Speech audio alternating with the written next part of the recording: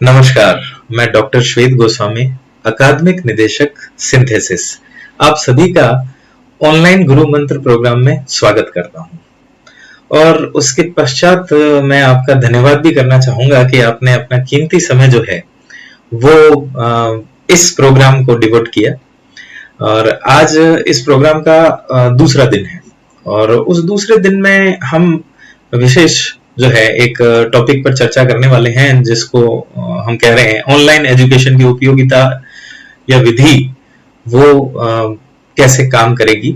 तो इस बारे में हम थोड़ा डिस्कस करेंगे और उस डिस्कशन का आधार जो हमने रखा है वो बहुत सारे विद्यार्थी और उनके अभिभावकगण उनके प्रश्नों के आधार पर इसको बनाया गया है। तो आज का सेशन जो है वो इन्हीं प्रश्नों को लेकर या इससे संबंधित जो प्रश्न होते हैं जो आप लोगों के भी हो सकते हैं उनको आधार बना के ही इस सेशन को किया गया है। तो बिल्कुल आप उन सारे प्रश्नों को जिनको हमने समाहित किया है उसके आधार पर बहुत सारी चीजें जो हैं उसका अंदाजा लगा सकते हैं और आप आगे की रणनीति जो है उसको तय कर सकते हैं।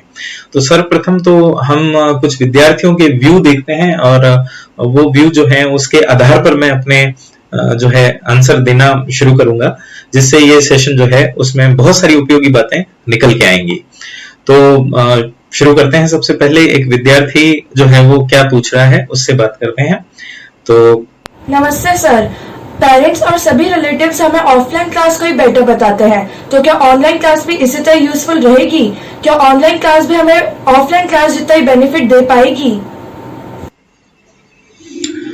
तो बिल्कुल बेटा, आपने जो कहा वो बहुत सारे बच्चों की समस्या है, बहुत सारे अभिभावकों की समस्या है और इस बारे में सभी जो है पूछना चाहते हैं और अपने अपने खुद के आइडिया लगाकर उसके बाद अपना खुद का डिसीजन ले रहे हैं। चलिए हम आपको जो आपका प्रश्न है उसके बारे में थोड़ा सा देख लेते हैं कि ये प्रश्न जो आपने किया है वो ये है कि आप जब भी पेरेंट्स से बात करते हैं या यूट्यूब में या कहीं पर भी गूगल में सर्च करते हैं तो ऑफलाइन क्लासेस का महत्व बताया जाता है और ऑनलाइन क्लासेस की कोई उपयोगिता है तो मैं करूं या ना करूं। तो ये बहुत जनरल क्वेश्चन है और सभी विद्यार्थियों के मन में होगा। तो आपने बेटा बहुत अच्छा प्रश्न किया है। तो देखते हैं इस पे हम जो सिंथेसिस है वो क्या सोचता है। कुछ जनों ने और भी कई बातें कही जो कि मैं आपको बता देता हूं कि ऑफलाइन क्लासेस को एक स्टूडेंट अधिक सचेत होकर पढ़ता है, ऐसा कहा जाता है अभिभावकों द्वारा। बिल्कुल ये बात हमारे सामने आती है बार बार। फिर ऑफलाइन क्लासेस में क्लासरूम का माहौल हमें प्रतिस्पर्धा बनाए रखता है, ये स्टूडेंट कहता है। तो ये बात भी जो है समझ में आती है कि उनका कहना जो है उस आधार पर ठीक भी है। गुरु शिष्य का सीधा इंटरेक्शन जो होता है वो क्लास में ही होता है, मतलब क्लास ज्यादा प्रभावी होती है, ऐसा कहा जाता है। फिर कहा जाता है कि टीचर्स को ऑफलाइन क्लास में फेस रीडिंग से पता चल जाता है कि किस बच्चे को समझ में आया है या नहीं, अतः वह उसे दूसरी विधि से समझा देता है। बात बिल्कुल सही है। इन सारी बातों को सिंथेसिस जो है वो अपनी सहमति देता है और बिल्कुल हम भी यही बात कहते हैं कि ये सारी बातें सही हैं, जो आप लोग कह रहे हैं वो सारी बातें सही हैं। लेकिन अब जो व्यू है उस बारे में भी बात करें हम कि लॉकडाउन का समय, आज स्टूडेंट के सामने सबसे बड़ी समस्या है कि ऑफलाइन क्लासेस जो है उसके लिए एडमिशन ही नहीं हो रहा और लॉकडाउन का इंतजार खत्म होने का इंतजार करते करते बहुत दिन बीत चुके हैं। ये बड़ी समस्या है। तो इस पर ध्यान रखें, अब और समय खराब नहीं किया जा सकता। जब हमें अपने पढ़ने के स्टाइल को चेंज करने का समय आ चुका है तो हमें करना पड़ेगा, ये बात समझनी पड़ेगी हमें। तो लॉकडाउन जब खत्म होगा देखा जाएगा उस समय, लेकिन अभी हमें हमारी एनर्जी को सही दिशा देनी है, ये बात अपने को ध्यान रखनी है। तो इन सारी बातों के बाद हम ये कह सकते हैं कि अभी ऑनलाइन एजुकेशन के अलावा हमारे पास कोई विकल्प ही नहीं है। जब बेटा विकल्प ही नहीं है तो उसके बाद हम ऑनलाइन एजुकेशन को अपनाएंगे और अपनाना ही पड़ेगा, ये एक इसका जवाब हो सकता है। अब हम ये देख सकते हैं कि ऑनलाइन क्लासेस के कोई लाभ है क्या, क्योंकि आप ये कह रहे हैं कि सभी जो हैं वो ये बताया करते हैं कि ऑफलाइन क्लासेस ही बेटर हैं, ये सब कुछ है, तो इसके क्या लाभ हो सकते हैं। तो देखो मैं कुछ सीधी सी बात करना चाहता हूं और वो ये कि हम हर चीज के दो पहलू देखते हैं। एक बुरा पहलू भी होता है और एक अच्छा पहलू भी होता है। जब हम अच्छे पहलू के पीछे दौड़ते हैं तो उसके बाद हम कुछ कर पाते हैं। नेगेटिव अगर हम कुछ सोचेंगे तो उसके बाद नेगेटिव तो बहुत है, उसके बाद हम कर ही नहीं पाएंगे कुछ भी। तो अगर पॉजिटिव चीजें देखें तो उन सारी पॉजिटिव चीजों को हम यहाँ पर इंगित कर रहे हैं। सबसे पहली बात जो है वो ये है कि इस ऑनलाइन क्लासेस में जो स्टूडेंट होता है उसमें आत्म अनुशासन आ जाता है, जिम्मेवारी की भावना डेवलप हो जाती है। ये एक खास बात है, क्योंकि उसमें आत्म अनुशासन यानी आपको सेल्फ डिसिप्लिन के साथ ही क्लास अटेंड करनी पड़ेगी, ये तो करना ही पड़ेगा। तो ये इसका लाभ है, आप आत्मनिर्भर हो जाते हैं पहले से ही। दूसरी बात, पढ़ाई में लचीलापन होता है, फ्लेक्सिबिलिटी होती है। तो आप तब चाहे जब पढ़ें, जैसे मान लें कि किसी की जो खुद की हैबिट है, वो हैबिट ये है कि वो दोपहर में पढ़ता है और कोई जो है वो सुबह पढ़ता है, तो अपने अनुसार जो है वो फ्लेक्सिबल है, कभी भी पढ़ सकता है। तो ये चीज जो है फ्लेक्सिबिलिटी जो है यहाँ पर आती है। फिर दूसरी बात ये हो सकती है कि वो अपने पेस के अनुसार पढ़ाई कर सकता है, यानी उसके पढ़ने की जिस प्रकार की गति है उस प्रकार से वो पढ़ सकता है। मतलब स्लो करके भी पढ़ सकता है वीडियो को, फास्ट करके भी पढ़ सकता है। क्योंकि कुछ बच्चे जो होते हैं क्लासरूम में जब आप पढ़ते हैं तो उस क्लासरूम के दौरान तो क्या होता है कि जो बिल्कुल कम समझने वाला बच्चा है उसके अनुसार भी टीचर को चलना होता है। लेकिन यहां पर आपके पास ऑप्शन है कि आप अपने पेस के अनुसार, क्योंकि कुछ जनों को बहुत फास्ट समझ में आता है तो वो थोड़ा सा फास्ट वीडियो करके और उसके बाद पढ़ सकता है। तो इसका मतलब यहां पर आप अपने पेस के अनुसार पढ़ाई कर सकते हैं, आपके पढ़ने की गति जैसी है वैसा आप उसमें पढ़ सकते हैं। अब इसके बाद हम ये देख सकते हैं कि आप लेक्चर्स को रिवाइंड करके देख सकते हैं, पॉज कर सकते हैं, जो कि ऑफलाइन क्लासेस में संभव नहीं है। ऑफलाइन क्लासेस में एक बार निकल गई, आपका 2 मिनट का या 2 सेकंड का भी आपका ध्यान भटका तो भटकने के बाद उसके बाद वो लेक्चर तो वापस से रिपीट नहीं होगा। तो इसका मतलब ये एक बहुत बड़ा फायदा है जिसके अंदर वो पॉज करके और इसको देख सकता है या रिवाइंड कर सकता है, जब समझ में नहीं आया दोबारा रिवाइंड करें। अब इसके अलावा अगर कोई लाभ देखें हम तो भी लाभ है। ऑफलाइन क्लासेस में जहां लंबे समय तक एक स्टूडेंट को अपनी प्रॉब्लम सॉल्व करने के लिए कोचिंग में रुकना पड़ता था, वहीं ऑनलाइन क्लासेस में व्हाट्सएप ग्रुप बन गए हैं उन्हीं कोचिंग क्लासेस के, टेलीग्राम या उनके खुद के एप्लीकेशन है, उनकी सहायता से बहुत आसानी से जो है एक स्टूडेंट जो कभी अपनी प्रॉब्लम ही नहीं पूछता था वो भी प्रॉब्लम पूछने लगा, क्लियर होने लगे उसके डाउट्स। कई एप्स तो इतने बढ़िया हैं जिसमें उस क्वेश्चन को अगर उस एक बच्चे ने पूछा तो पूछने के बाद अगर एक दिन तक भी उसको जवाब नहीं मिला तो उसको जैसे ही टीचर देखेगा तो उसके बाद उसके नीचे उसका जवाब दे देगा। तो बहुत आसान हो गया है ये, जिससे आप अपने डाउट्स क्लियर कर सकते हैं। फिर कोचिंग आने जाने का ट्रेवल टाइम, कई बहुत दूर दूर से कोचिंग पहुंचते हैं, वो ट्रेवल टाइम बचता है। तो इसका मतलब हर व्यक्ति जो है अपने कोचिंग या स्कूल जाते समय आपको पता है कि 1 घंटे पहले तो तैयार हो ही जाता है और 1 घंटे बाद तक फिर वो पहुंचता है अपने घर। तो इसका अर्थ है 2 घंटे वो खराब नहीं होंगे। तो ऑनलाइन क्लासेस में कहीं जाना ही नहीं है, तो नहीं जाना तो उसके बाद उस पर ट्रेवलिंग टाइम तो बचता ही है। तो ये एक लाभ है इसका। फिर दूर दराज के स्टूडेंट जिनके यहाँ पर अच्छा इंस्टीट्यूट ही नहीं है, अच्छे टीचर्स नहीं है पढ़ाने को, जैसे गांव के बच्चे हैं उनके लिए, तो उनके लिए एक दिवा स्वप्न ही हो जाता है ये कि वो अच्छी कोचिंग में पढ़ाई करेंगे। वो कोचिंग तक पहुंच ही नहीं पाते, वहां तक वो अफोर्ड ही नहीं कर पाते। तो अब अपन ये देख सकते हैं ऑनलाइन क्लासेस जो होती हैं उसके बेस्ट मेंटर्स जो हैं वो आपके घर तक पहुंच जाते हैं। तो इसका मतलब ये बहुत बड़ा फायदा है। तो हम ये देख सकते हैं ऑनलाइन क्लासेस के लाभ में हम चल रहे हैं, जैसा आपने पूछा था उसका ही आंसर। डिफिकल्ट टॉपिक को ऑफलाइन जो क्लासेस होती हैं उसमें एनिमेशन वगैरह की सहायता से नहीं समझाया जाता, जबकि इसमें बहुत आसानी से समझाया जा सकता है। ऑफलाइन क्लासेस में ये थोड़ा मुश्किल होता है या कई जगह तो बिल्कुल पॉसिबल ही नहीं होता। तो हम ये देख सकते हैं कि ऑनलाइन क्लासेस जो हैं उनके ये लाभ देखे हमने। अब हम ये देख सकते हैं कि सिंथेसिस भी ऐसी ऑनलाइन क्लासेस चला रहा है, तो उसकी क्या विशेषताएं हैं। तो उसकी विशेषताओं में अगर हम देखें तो उस ऑनलाइन क्लास में जो है वो एक निश्चित समय पर ओपन होती है। मींस आज जो लेक्चर आने वाले हैं वो आज ही ओपन होंगे, वो पहले से नहीं आएंगे। तो मतलब उसको क्लास की फीलिंग आती है। तो क्लासरूम की फीलिंग आने के लिए डेली एक लेक्चर जो होता है पर सब्जेक्ट वो ओपन हो, तो उसके बाद बच्चे को ये फील होता है कि आज क्लास में बैठा हूं मैं। फिर दूसरी बात इसमें यह है कि इसकी एक हमने टेस्ट सीरीज जो है, जो नीट और जेई बेस्ड है, तो वो चला रखी है, और उससे आप अपने अध्ययन का लेवल जो है वो आसानी से जान सकते हैं, क्योंकि हम पिन पॉइंटेड जिस तरह के नीट के पेपर या जेई के पेपर होते हैं उसी तरह के क्वेश्चन उसमें डालते हैं। तो ये एक खास उपयोगिता है। फिर आप कितने घंटे सिंथेसिस क्लास रोजाना अटेंड कर रहे हैं, और कौन कौन से चैप्टर या आपकी दैनिक क्लासेस जो हैं जो आपने मिस कर रखे हैं, सभी का लेखा जोखा एक एप्लीकेशन है सिंथेसिस की, सिंडिजी, उसके अंदर रहता है इसका।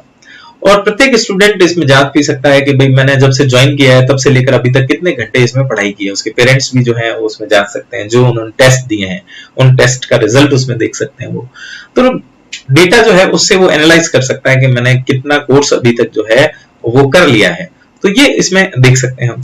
और इसकी खास बात यह है कि आप बहुत सारे जो इंस्टीट्यूट है उनकी क्लासेस देखते हैं, तो उसमें ये थोड़ा सा डिफरेंस है कि ऑनलाइन क्लासेस भी वही टीचर ले रहे हैं सिंथेसिस की, जो कि ऑफलाइन क्लासेस में बहुत अच्छा एक्सपीरियंस रखते हैं।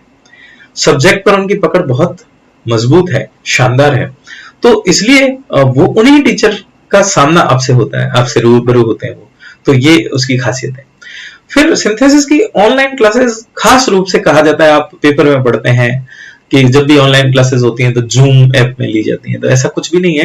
हालांकि देखिए, जो भी ऑनलाइन प्लेटफॉर्म्स हैं उनकी सिक्योरिटी जो है, जब जूम जो है उसकी सिक्योरिटी पर प्रश्न उठाया गया तो उसके बाद हमने इसको अवॉइड किया। लेकिन अवॉइड करने के बाद भी ये कह सकते हैं कि ये जितनी भी एप्लीकेशंस होती हैं या कुछ भी होता है, वो वेब के अंदर क्या सिक्योरिटी है उसको हम कह नहीं सकते किसी भी जगह। लेकिन जब हमको पता चल गया है कि किसी के अंदर आपका डेटा जो है वो लीक हो सकता है, तो उसके बाद हमने उस एप्लीकेशन को छोड़ दिया। तो इसका अर्थ ये हो सकता है कि हम इस पे क्लासेस नहीं लेते। तो चलिए दूसरे प्रश्न की ओर चलते हैं, और दूसरे प्रश्न के आधार पर हम जो है अगला जो हमारा आंसर है वो देने की कोशिश करते हैं। और दूसरा प्रश्न ये है। नमस्ते सर, मेरे पास मोबाइल और लैपटॉप दोनों है, तो ऑनलाइन क्लासेस को लेते समय इन दोनों में से किसका उपयोग करना चाहिए मुझे? तो बिल्कुल बेटा, ये जो प्रश्न है वो बहुत सारे विद्यार्थियों का है। जैसा आपने पूछा वो बहुत सारे विद्यार्थियों ने पूछा है, और उस आधार पर हम ये देख सकते हैं कि आपके पास लैपटॉप है और मोबाइल दोनों है। ऑनलाइन क्लासेस लेते समय इनमें से किसका उपयोग करना चाहिए, ये आपका प्रश्न है, और ये बहुत सारे विद्यार्थियों का और उनके अभिभावकों का प्रश्न है। तो इस बारे में हम जो बात करना चाहेंगे उसको लेके चलते हैं हम, और उस पर देखते हैं कि क्या आंसर होना चाहिए हमारा। तो सबसे पहले तो हम ये देखते हैं कि दोनों ही हानिकारक हैं, इस बात में कोई दो राय नहीं है कि आईज जो है उस पर स्ट्रेस पड़ता है, इन दोनों का यूज करते हैं हम लोग।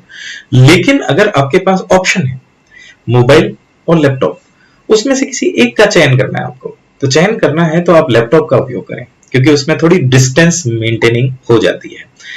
मोबाइल आप पास में यूज करते हैं, तो मोबाइल और लैपटॉप दोनों का ही उपयोग अगर करते हैं तो आप डिस्टेंस से करें, थोड़ा दूर रख के उसको करें। जैसे मोबाइल अगर देखते हैं हम, तो मोबाइल जो होता है वो लगभग जो है 7 इंचेस, उससे अगर छोटा है तो वो ज्यादा हार्म करता है, और उससे बड़ा है तो कोई दिक्कत नहीं है, उसमें थोड़ा कम स्ट्रेस पड़ता है, लेकिन पड़ता है।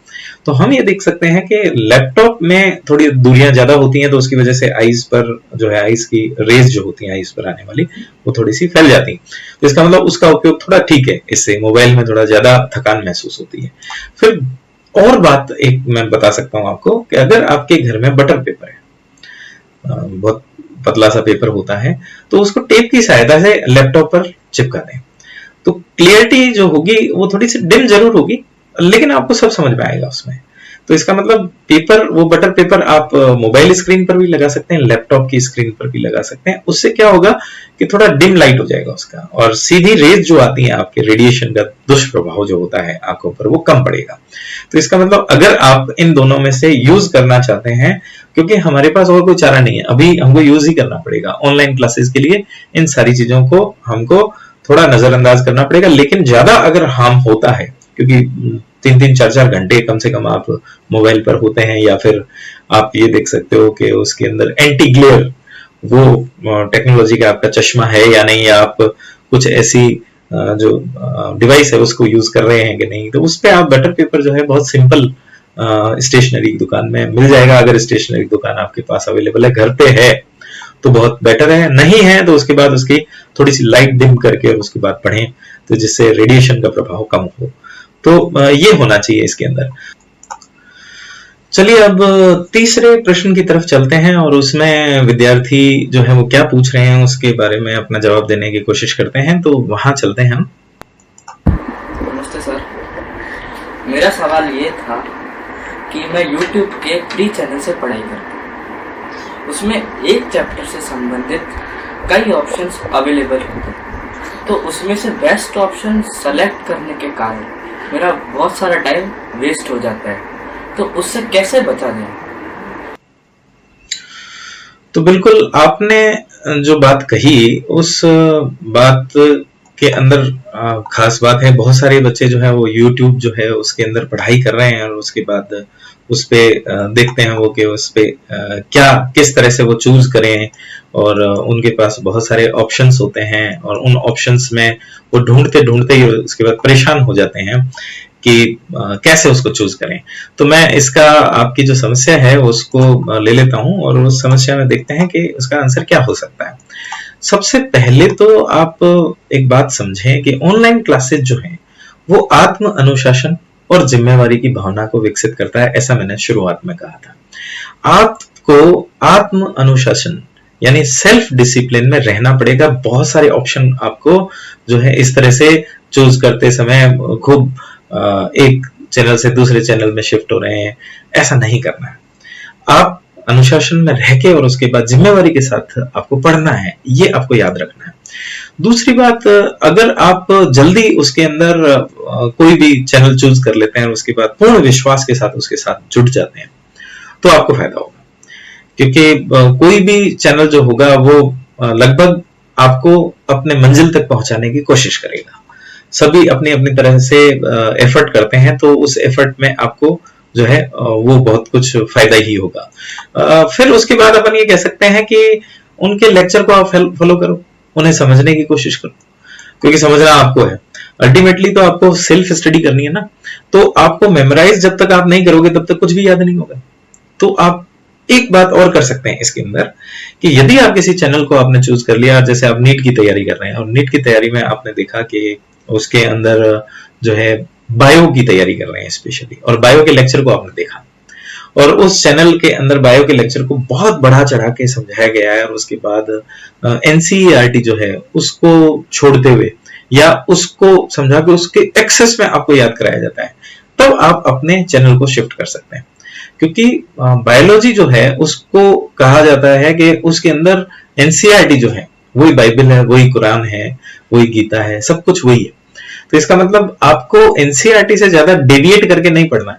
तो अगर कोई चैनल आपको डेविएट करके पढ़ा रहा है और उसके अंदर बहुत एक्सेस में जा रहा है, तो उसमें आप अपने आप चूज कर सकते हैं उसमें। तो एक्सेसिवली उसके अंदर आपको इधर उधर घूमने की जरूरत नहीं, तो आप आसानी से उसका बेस्ट का ऑप्शन जो है वो चूज कर सकते हैं। लेकिन फिर भी आपको खुद को ही स्टडी करनी है, तो ये समझ के करें कि आज मुझे कितना कवर करना है, उसके लिए मुझे ज्यादा सर्फिंग नहीं करनी है, ये सब कुछ आपको डिसाइड करना पड़ेगा। तो मेरे हिसाब से आप इस आंसर को समझ गए होंगे कि मैं क्या कहना चाहता हूं इसमें। तो अब जो है हम अगले क्वेश्चन की तरफ चलते हैं और उस क्वेश्चन को जिन्होंने पूछा है पहले उनसे बात करते हैं हम, और वो ही हमें आगे लेके चलना है। देखते हैं वो क्या है प्रश्न। तो अगला प्रश्न जो है उसके लिए हम आगे चलते हैं।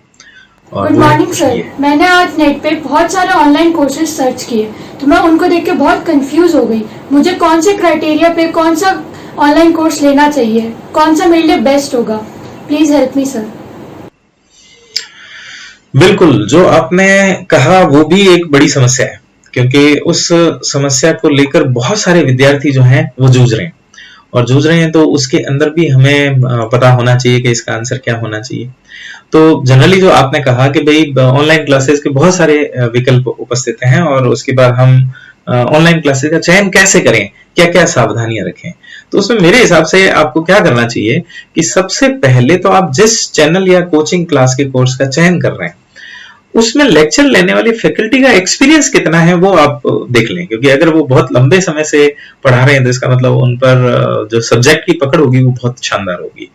वे कंपटीशन एग्जामिनेशन की सालों से कोचिंग करवा रहे हैं, ये ध्यान रखना है हमको।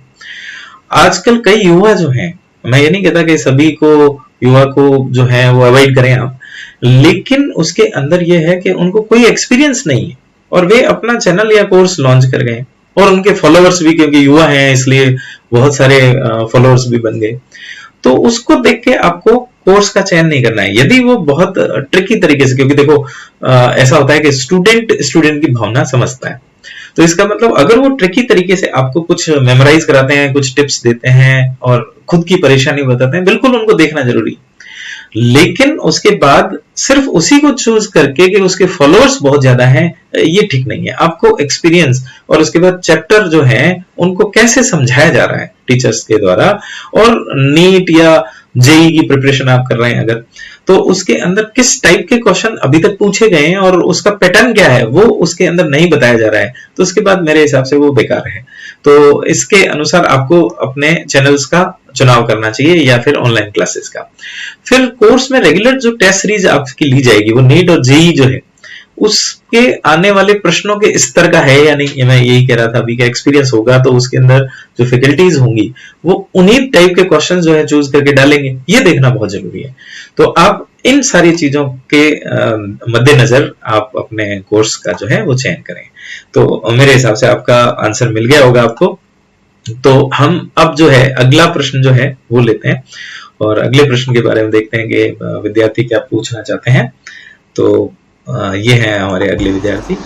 नमस्ते सर, मेरा क्वेश्चन आपसे ये था कि लॉकडाउन के दौरान टेलीग्राम और व्हाट्सएप में कई ग्रुप्स बन गए जिनमें लगभग सभी कोचिंग्स के स्टडी मटेरियल्स और क्वेश्चन बैंक्स अवेलेबल हैं।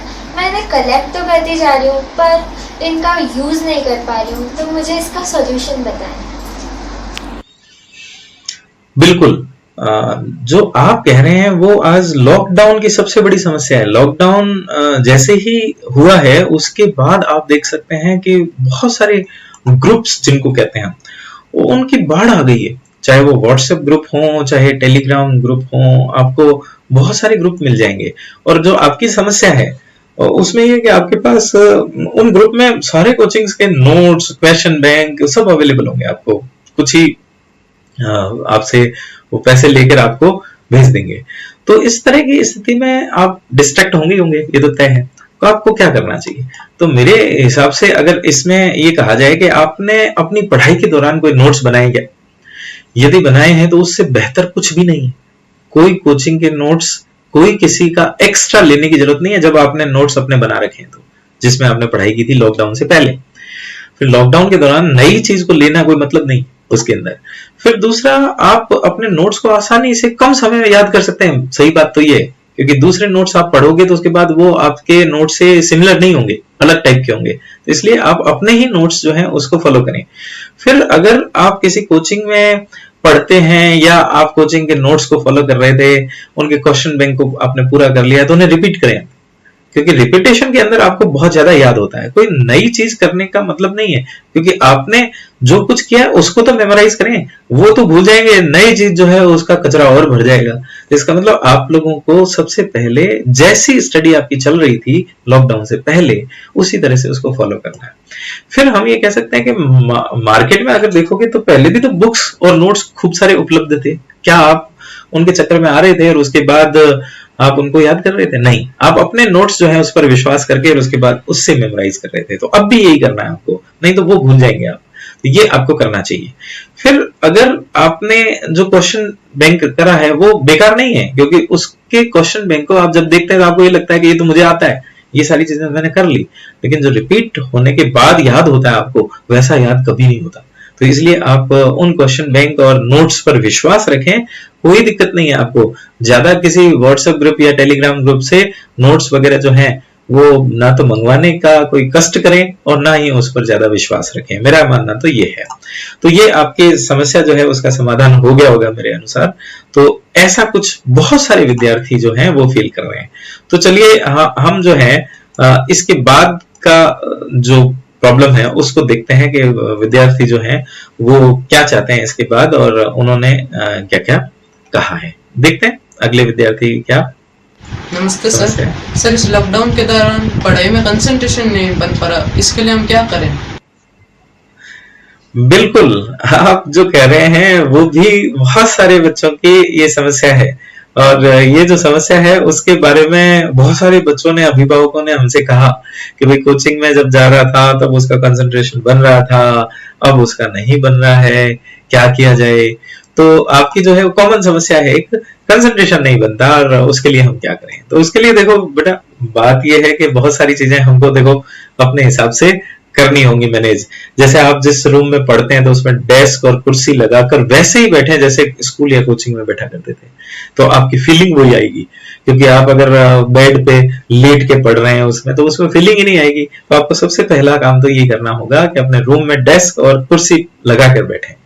फिर दूसरी बात ये हो सकता है कि कुछ मोटिवेशनल पोस्टर्स बनाएं, अपने रूम में लगाएं, लक्ष्य को बार बार दोहराएं कि अगर आपको डॉक्टर बनने की चाहत है तो उस लक्ष्य को लिख लें, वहां पर कुछ मोटिवेशनल कोट लिखें आप, और उसके बाद आप उसको दोहराएं बार बार। तो क्या होगा, आप में मोटिवेशन आएगा। तो ये आपको करना चाहिए। फिर अपने टीचर्स जो हैं उनसे समय समय पर बात करते रहें, और उनसे छोटे छोटे लक्ष्य लेते रहें कि सर अब मैं क्या करूं, अब बताएं आप। अपने टीचर से संवाद करना ना छोड़ें, क्योंकि ये बहुत बड़ी बात है, उससे मोटिवेशन आपको मिलता है, टीचर्स आपको मोटिवेट कर देते हैं। तो इसलिए ये काम जो है आपको करना होगा। फिर आपके पेरेंट्स को कहें कि आपको कुछ टास्क दें वो, जिसको डेली आप फॉलो कर सकें। तो आपको टास्क देंगे, टास्क देने के बाद आप उसको करोगे तो उसमें क्या है कि एक मोमेंटम बन जाएगा, और आप में कंसंट्रेशन पढ़ाई आ जाएगी अपने आप ही। तो ये करना बहुत जरूरी है। और यदि आप अपने स्कूल या कोचिंग की यूनिफॉर्म पहन के नियमित रूप से एक विशेष समय पर बैठकर तैयारी करेंगे तो आपकी कंसंट्रेशन बहुत हद तक बढ़ जाएगी, आपकी फीलिंग वैसी आएगी। तो बेसिकली ये सारा मैं कह रहा हूं ना आपको कि आपका सेल्फ डिसिप्लिन जो है वो आपको जिताता है। तो आप सेल्फ डिसिप्लिन होके पढ़ाई करें, कमाल हो जाएगा। तो ये सारी चीजें आप फॉलो करें, उसके बाद देखें आपकी पढ़ाई जो होगी उसको 4 चांद लग जाएंगे। तो ये आपकी समस्या का समाधान मेरे हिसाब से हो गया होगा। और इसके बाद जो है हम कुछ और जनों की सुनते हैं, जैसे कुछ अभिभावक हैं जिनके जो पेरेंट्स हैं उनके भाई बहन या फिर अपन कह सकते हैं बच्चे जो हैं वो पढ़ाई कर रहे हैं, तो उनकी समस्या भी अलग है एक समस्या। तो उस समस्या को भी सुन लेते हैं कि उनके किस तरह की समस्या उनके आती है। तो अगली समस्या जो है उन्हीं से अपन लेते हैं और उसको सुनते हैं। Good morning sir. सर, मैं आपसे पूछना चाहती थी कि मेरा जो ब्रदर है वो ऑनलाइन कोचिंग ले रहा है, और ऑनलाइन कोचिंग के लिए उसे क्या क्या रूल्स फॉलो करने चाहिए जिससे कि वो 100% रिजल्ट हमें दे सके।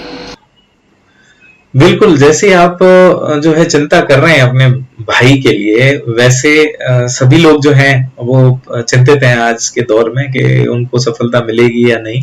तो मैं बिल्कुल इसी समस्या को लेता हूं अब, और इसमें हम देखते हैं कि इस पे क्या किया जा सकता है। तो इस पे ये है कि आपकी समस्या है कि वो ऑनलाइन क्लासेस अटेंड कर रहा है आपका भाई, और एक स्टूडेंट को ऑनलाइन कोचिंग क्लासेस अटेंड करते समय क्या क्या रूल्स फॉलो करने चाहिए। जैसा अभी मैंने कुछ रूल्स पहले बताए इसी क्वेश्चन से पहले वाले क्वेश्चन में, उसको भी इसमें करना ही पड़ेगा। क्योंकि लेक्चर पढ़ते समय एक तो वो स्वयं के नोट्स बनाए, नोट्स अवेलेबल होंगे लेकिन स्वयं के नोट्स उसको बनाने हैं, पहली बात तो ये उसको करना होगा। दूसरा, क्वेश्चन बैंक या प्रैक्टिस जो दी जाती है उसे नियमित रूप से फॉलो करेगा। अगर वो नियमित रूप से फॉलो करेगा तो इसका मतलब उसको सफलता जो है वो मिलेगी मिलेगी, ये तो तय है।